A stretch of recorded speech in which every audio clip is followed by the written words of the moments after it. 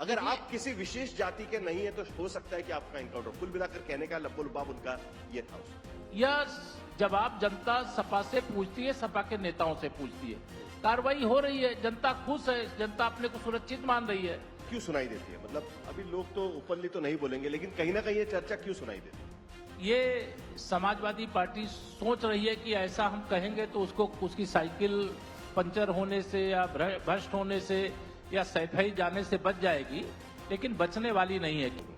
अब देखिए, आज हम उम्मीद करके बैठे हुए थे कि आज जब पंचायत हो रहा है उसी वक्त केशव प्रसाद मौर्य जी आएंगे और कहेंगे कि ये देखिए एसआईटी का पूरा रिपोर्ट, जो हमने वादा किया था 15 जुलाई को हम पूरा रिपोर्ट लेकर आपके सामने आए। अभी मुझे पता चला है कि एक बार फिर एसआईटी को मोहलत बढ़ा के दी गई है। कहा गया है कि आप और भी कुछ समय दिया गया हो। देखिए, जांच में तो कई बार बड़े बड़े जांच आयोग बनते हैं और अगर जांच में कुछ अधूरापन रह जाता है तो उसको समय दिया जाता है। अगर आप किसी विशेष जाति के नहीं है तो हो सकता है कि आपका एनकाउंटर, कुल मिलाकर कहने का लब्बो लुबाब उनका ये था उसमें।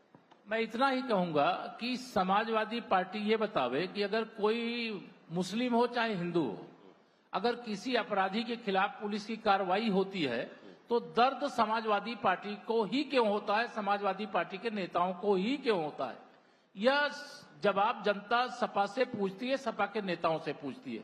कार्रवाई हो रही है, जनता खुश है, जनता अपने को सुरक्षित मान रही है और जो अपराध करेगा उसके खिलाफ कार्रवाई होगी, बिना भेदभाव के होगी। सपा का चश्मा मुस्लिम तुष्टीकरण का चश्मा रहता है, इसलिए उनको इस प्रकार की कार्रवाई में मुसलमान दिखाई देते हैं, बाकी लोग नहीं दिखते। नहीं, लेकिन ये भी तो दिखाई देता है ना। जैसे अभी मई महीने में यहाँ पर कैबिनेट एक्सपांशन हुआ उत्तर प्रदेश के भीतर, मैं उसके नंबर्स देख रहा था, 6 मिनिस्टर्स नए आ गए। 6 में से 3 ओबीसी समुदाय के आते हैं और 2 दलित आते हैं। कहीं ना कहीं आपने भी नोट कर लिया है, आपकी पॉलिटिकल माइंड में नोट कर लिया है कि देखिए ये वर्क हो रहा है, समाजवादी पार्टी को टक्कर देनी है तो हमें ये सब चीजें करनी होगी। थोड़ा सा लेट तो नहीं हो गया इसके लिए? ऐसा कुछ नहीं है। देखिए, हमारे यहाँ सम्मान और स्थान देने का काम लगातार किया गया है। देश के इस समय महामहिम राष्ट्रपति के रूप में आदरणीय द्रौपदी मुर्मू जी हैं। वो आदिवासी समुदाय से आती हैं, लेकिन आज भारतीय जनता पार्टी की ओर से प्रत्याशी बनी और वो महामहिम राष्ट्रपति बनी। इसके पहले श्री रामनाथ कोविंद जी उत्तर प्रदेश के ही थे, वो दलित समुदाय से आते थे, वह भी देश के राष्ट्रपति के रूप में। अति पिछड़े वर्ग से आने वाले माननीय श्री नरेंद्र मोदी जी भारत के प्रधानमंत्री हैं और 35 देशों ने अपने सर्वोच्च सम्मान उनको देने का काम किया है। तो हमारे यहाँ चाहे दलित हो, पिछड़ा हो, आदिवासी हो, चाहे अगड़े वर्ग का हो, देश के सरकार को देखेंगे तो वहां पर भी प्रदेश की सरकार या प्रदेशों की सरकार जो भाजपा की है, वहां देखेंगे तो वहां भी यही चित्र दिखाई देगा। दबे सुरों में अगर आप लखनऊ में कहीं घूमोगे पॉलिटिकल गलियारों में, तो दबे सुरों में कहीं ना कहीं ये चर्चा तो आपके भी कान पर आती होगी कभी कभी कि ठाकुर सेंट्रिक पॉलिटिक्स है लखनऊ के भीतर। ये चर्चा क्यों सुनाई देती है? मतलब अभी लोग तो ओपनली तो नहीं बोलेंगे, लेकिन कहीं ना कहीं ये चर्चा क्यों सुनाई देती है? ये समाजवादी पार्टी सोच रही है कि ऐसा हम कहेंगे तो उसकी साइकिल पंचर होने से या भ्रष्ट होने से या सैफई जाने से बच जाएगी, लेकिन बचने वाली नहीं है। क्योंकि हमारे साथ हमारी पार्टी में सभी जाति के विधायक सांसद भी हैं, सभी जाति समुदाय के हमारे माननीय मंत्रीगण भी हैं और सबको समान अवसर भी दिया जाता है। इस प्रकार का एक दुष्प्रचार है। नहीं, उसका तो सामना करना पड़ेगा, क्योंकि फिर ब्राह्मण जो विधायक है उनके सम्मेलन लेने पड़ रहे हैं उसके वजह से। ओबीसी समुदाय के जो विधायक है उनको बताना पड़ रहा है। जब अध्यक्ष भारतीय जनता पार्टी के लखनऊ आते हैं तो वो उनको जाना पड़ता है कि केशव जी के घर अलग से जाना चाहिए, अब साथ में मिलकर नहीं चलेगा, वो एक सम्मान अलग से देना होगा। देखिए, ये हमारे नेतृत्व की महानता है कि वो चाहे केशव प्रसाद जी के घर आना हो, चाहे ब्रजेश पाठक जी के घर जाना हो, चाहे माननीय मुख्यमंत्री जी के आवास पर जाना हो, चाहे पार्टी के कार्यालय में जाना हो, चाहे पार्टी के बूथ अध्यक्ष के घर में भी जाना हो, तो वहां भी जाने का काम हमारे माननीय राष्ट्रीय अध्यक्ष वर्तमान आदरणीय नितिन नवीन जी भी कर रहे हैं। इसके पहले माननीय हमारे नड्डा जी थे, माननीय जेपी नड्डा जी भी करते थे। उसके पहले माननीय श्री अमित शाह जी थे, वह भी करते थे। ये तो हम अपने बूथ अध्यक्ष से लेकर के प्रदेश अध्यक्ष तक, अपने विधायक से लेकर के सांसद से लेकर के मंत्री, उप मुख्यमंत्री और मुख्यमंत्री तक सबके यहाँ जाते हैं और जाना चाहिए, अच्छी बात है। आने से एक अच्छा हम लोगों को भी लगा है, लेकिन इसको किसी दूसरे दृष्टिकोण से नहीं देखना चाहिए। तो क्या हम इस बात को दूसरे दृष्टिकोण से देखें कि जब आपने कहा कि समाजवादी पार्टी डूब रही है, लेकिन जब दान चोरी होती है तो उनको एक सहारा मिल जाता है उसमें। उनको पता है कि अगर ये पकड़ेंगे तो हो सकता है कि जिस राम के नाम पर पूरी राजनीति भारतीय जनता पार्टी की उत्तर प्रदेश के भीतर खड़ी हुई, उस राजनीति को चुनौती देने का एक बहुत अच्छा मौका उनके हाथ में आ गया। भगवान श्री राम और श्री राम जन्मभूमि भारतीय जनता पार्टी के एक एक कार्यकर्ता के लिए आस्था का विषय है, चुनाव का विषय नहीं है। अगर हम गिनावे तो हम तो 1992 में जब 6 दिसंबर को ढांचा गिरा तब हमको ऐसा नहीं कि 300 सीटें मिल गई थी, और न जब हम रामलला का भव्य मंदिर बना दिए तो ऐसा भी नहीं कि हमको 400 सांसद मिल गए थे। वो आस्था का हमारे सवाल है और रामलला का भव्य मंदिर बन गया, इस पर हमें गर्व है। लेकिन विपक्ष जो रामद्रोही है, जो राम मंदिर निर्माण का विरोधी है, जिसने कार सेवकों, निहत्थे कार सेवकों को गोलियों से भून डाला, उसको श्री राम जन्मभूमि मंदिर के मामले में बोलने का कोई नैतिक अधिकार नहीं है। लेकिन आपकी सरकार होते हुए जब यह घटना होती है तो उसका झटका तो आपको भी लगेगा। सरकार की व्यवस्था नहीं होती। अगर किसी ने चोरी किया तो उसमें जो कानूनी व्यवस्था होती है, FIR हो गई, SIT की जांच हो गई, और फिर हनुमान जी की गदा है, जो चोरी करेगा हनुमान जी उस अपने गदा से उसको कुचल करके रख देंगे। आप एकदम ध्यान में रखिए। लेकिन कोई इस प्रकार की गलती हुई तो ये मुद्दा नहीं है। अगर मुद्दा विहीन है विपक्ष, तब वो श्री राम जन्मभूमि मंदिर में चढ़ावे के मुद्दे को जनता के बीच में ले जाना चाहता है। लेकिन एक वोट, मैं बता रहा हूं, 1000, 2000 या लाख 2 लाख वोट तो बहुत बड़ी बात है। एक भी वोट इसके कारण से समाजवादी पार्टी और कांग्रेस पार्टी या जो मंदिर में यह एक घटनाक्रम घटित हुआ है, इसको हो हल्ला कर रहे हैं, इसके कारण से उनका एक भी वोट बढ़ने वाला नहीं है और भारतीय जनता पार्टी का एक भी वोट घटने वाला नहीं। आपको नहीं लगता लेकिन ये चुनावी मुद्दा बनेगा? आपको नहीं लगता कि ये चुनावी मुद्दा बनेगा? नहीं, ये मुद्दा ही नहीं है। अगर 2024 के चुनाव के पहले मैं तो श्री राम जन्मभूमि आंदोलन का कार्यकर्ता रहा हूं, इसीलिए तो सवाल है। और इसलिए मैं जानता हूं कि ये चोरी किया है किसी कर्मचारी ने, वो चोरी की घटना हो गई। हनुमान जी की गदा भी है, कानून के माध्यम से उनके खिलाफ जो कार्रवाई होना चाहिए वो भी हो रही है। उसे एक अलग रंग देने की भी कोशिश हो रही है कि जब राम जन्मभूमि का आंदोलन हो रहा था तब सड़क पर आंदोलन करने में थे केशव प्रसाद मौर्य, विनय कटियार, उमा भारती, लेकिन जब राम मंदिर का ट्रस्ट बना तो वो ट्रस्ट पर बैठने वाले लोग कोई और ही थे। ये बात को लेकर भी सवाल उठा रहे जो आज चोरी में पकड़े गए और उसको लेकर लोग सवाल ये इशू है ही नहीं। हमको इस बात का गर्व है कि 500 साल से जो लड़ाई चल रही थी, जब भारत के प्रधानमंत्री माननीय श्री नरेंद्र मोदी जी बने, भाजपा की पूर्ण बहुमत की सरकार बनी, तो रामलला का भव्य मंदिर बन गया। ये हमारे लिए गर्व की बात है। जब देश आजाद हुआ तो 370 लगा करके भारत माता को हथकड़ी लगा दिया गया। जब भाजपा को बहुमत मिला तो 370 हट गई। ये हमारे लिए गर्व की बात है। जब कांग्रेस की सरकार थी, गरीबी हटाओ का नारा देती थी, लेकिन गरीबों का हक लूट लेती थी। बताती थी संसद में खड़े होकर के कि हम दिल्ली से 1 रुपया भेजते हैं तो 15 पैसा पहुंचता है, और हम छाती ठोक के कहते हैं दिल्ली या लखनऊ से 1 रुपए भेजे, चाहे 1 लाख रुपए भेजे, पूरा का पूरा पैसा जिसके पास भेजते उसके पास पहुंचता है।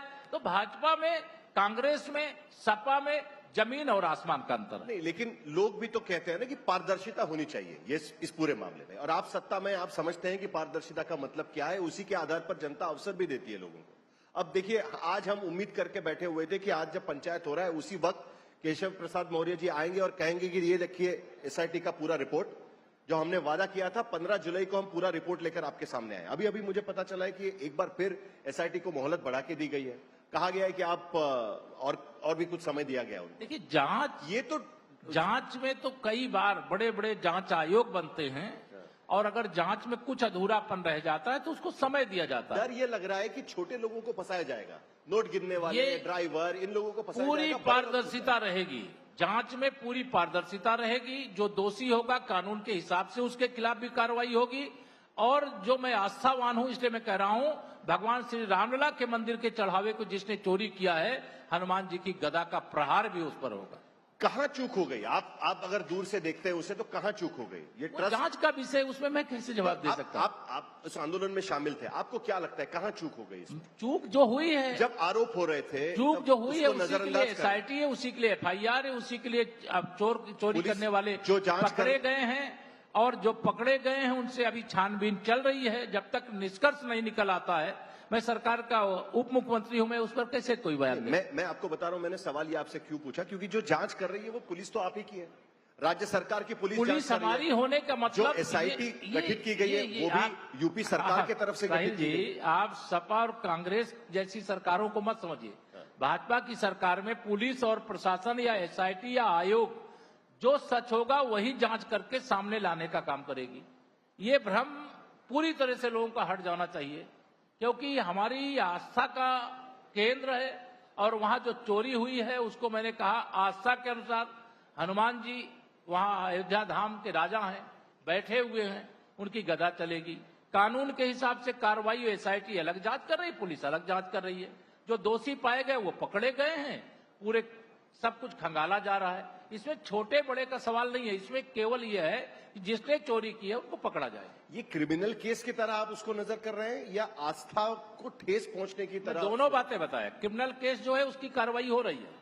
आस्था के आधार पर मैंने बताया जिसने रामलला के खजाने से चोरी की है उसको हनुमान जी की गदा का प्रहार सहना पड़ेगा। आपको इस बात का कोई डर नहीं है कि चलिए आपने कहा हनुमान जी की गदा का प्रहार सहन करना पड़ेगा, लेकिन इस चोरी की वजह से बीजेपी को राजनीतिक गदा का प्रहार सहन करना पड़ेगा लोगों के गुस्से का, ये आपको डर नहीं लगता? आपको नहीं ये लगता? मुझे 0.1% भी डर नहीं, बिल्कुल नहीं लगता। मैं जानता हूं राम भक्त इस बात को जानता है, राष्ट्र भक्त इस बात को जानता है। अयोध्या में रामलला का मंदिर बनाने वाले कौन है और राम भक्तों पर गोली चलाने वाले कौन है?